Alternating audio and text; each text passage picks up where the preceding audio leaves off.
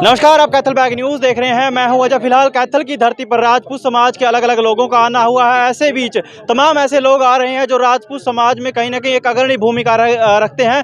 राज शेखावत मेरे साथ मौजूद हैं, गुजरात से करणी सेना में प्रमुख भूमिका रखते हैं या करणी सेना परिवार से हैं। सर, बहुत बहुत स्वागत है आपका। बहुत बहुत धन्यवाद। सर, यहाँ आने का पहले तो प्रयोजन बताइए सर, क्या रहा? परिजन क्या, आज यहाँ पे महाकुंभ का आयोजन था, स्वाभिमान यात्रा का आयोजन था। महापुरुषों के सम्मान में ये क्षत्रिय महाकुंभ और स्वाभिमान यात्रा का आयोजन किया गया था।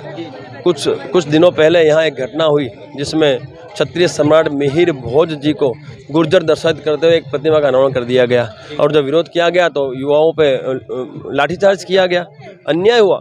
तो कहीं न कहीं एक आग हरियाणा के गांव-गांव फैली, कि भाई हरियाणा के पूरे भारतवर्ष में फैली कि हमारे जो महापुरुष हैं, हमारी वीरांगना, उनके इतिहास से छेड़छाड़ क्यों। हम मानते हैं महापुरुष सभी के हैं, लेकिन जातियों से छेड़छाड़ क्यों हो रही है। तो कहीं ना कहीं कुछ ऐसा षड्यंत्र लग रहा है कि कोई या तो राजनीतिक पार्टी या कोई संगठन है जो इसके पीछे लगा हुआ है, जो कहीं ना कहीं क्षत्रियों का जो इतिहास है उसे खत्म करने में लगा हुआ है। तो हमें लगा कि नहीं, इसकी शुरुआत की जाए और उन्होंने यहाँ पे अच्छा आयोजन किया, शुरुआत की और हज़ारों की संख्या में यहाँ लोग उपस्थित और अभी स्वाभिमान यात्रा भी निकली है। तो कुल मिला के हमारा एक ही उद्देश्य लक्ष्य है कि हमारे जो महापुरुष, हमारी वीरांगना है, केंद्र स्तर पे कुछ ऐसा आयोग की गठन किया जाए ताकि पूरे भारतवर्ष में हम हमारे महापुरुष और वीरांगनाओं के इतिहास को संरक्षित कर पाएँ। इस महाकुंभ के बाद क्या कुछ फीडबैक निकल के आ रहा है? कुछ लगता है सरकार पे दबाव बनेगा या फिर ये माहौल जो पिछले दिनों बिगड़ा कुछ उसमें ठीक या नरमाई आएगी, राहत चमत्कार के बिना नमस्कार नहीं होता है और राजनीतिक पार्टियां सिर्फ वोट की भाषा समझती है और वोट की चोट को समझती है। तो चुनाव आ ही रहे, लोकसभा चुनाव आ रहे,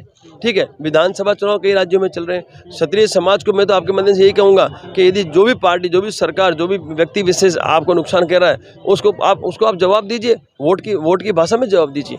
तो जैसे यहाँ पे लोकतंत्र है, लोकसभा चुनाव आ रहे हैं, लोकसभा में जवाब दे दीजिए ना केंद्र सरकार को कि भाई आपने यदि हमारे महापुरुष और वीरांगनाओं के इतिहास को छेड़खानी में अपनी भूमिका सुनिश्चित की है तो निभाने के लिए तैयार हो, क्योंकि ये इसके लोग कोई भाषा समझते नहीं है। हमने तो देखो, मैं एक चीज़ जानता हूँ, इस लोकतंत्र लोकशाही में सत्ता में ही ताकत है, सत्ता के अलावा कहीं ताकत है ही नहीं।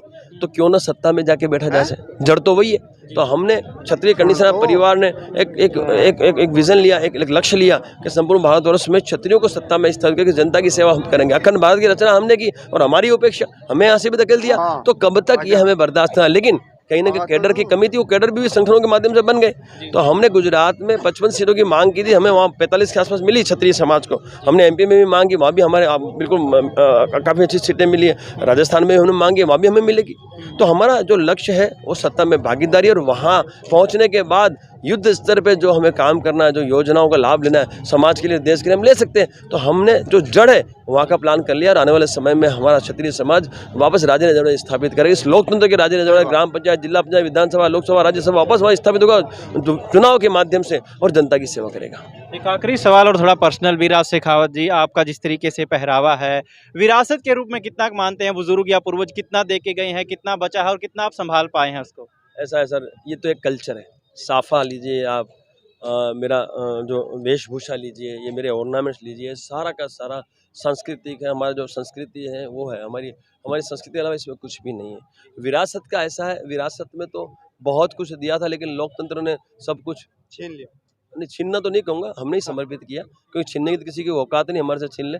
हमने देश की अखंडता के लिए हमने सब कुछ समर्पित किया, लेकिन उसके बाद जो उपेक्षा हमने झेली है, जो हमने एक हाशिए में जो धकेला गया, वो हमारे लिए बड़ा दुर्भाग्यपूर्ण है। अब उसे ही सुधारने के लिए हम फिर से मैदान में उतरे हैं।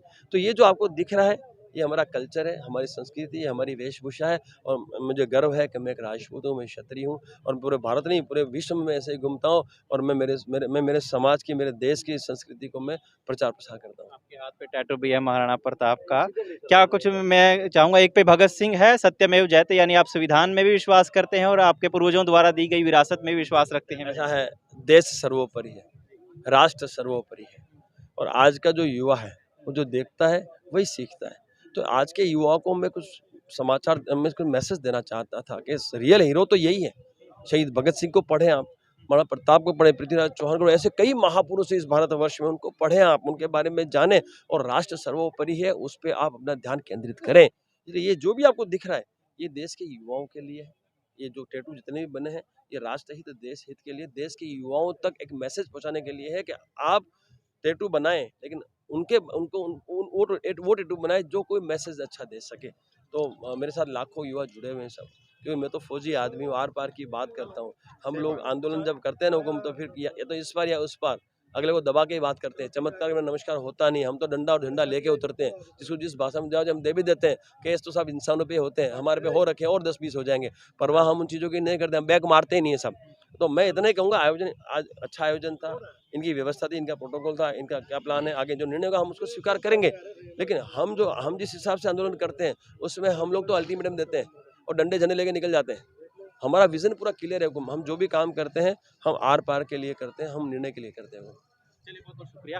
तो राज शेखावत मेरे साथ मौजूद थे और अपने जिस अंदाज से पहचाने जाते हैं उसी अंदाज में करणी सेना परिवार से हैं, और इसी के साथ साथ एक बड़ी चीज़ इन्होंने कही कि बिना चमत्कार के नमस्कार नहीं होता, और भविष्य में राजपूत समाज कोई बड़ा फैसला लेगा जिसका भुगतान जो है सरकार को करना पड़ेगा। फिलहाल कैथल बैग न्यूज़ के साथ इतना ही।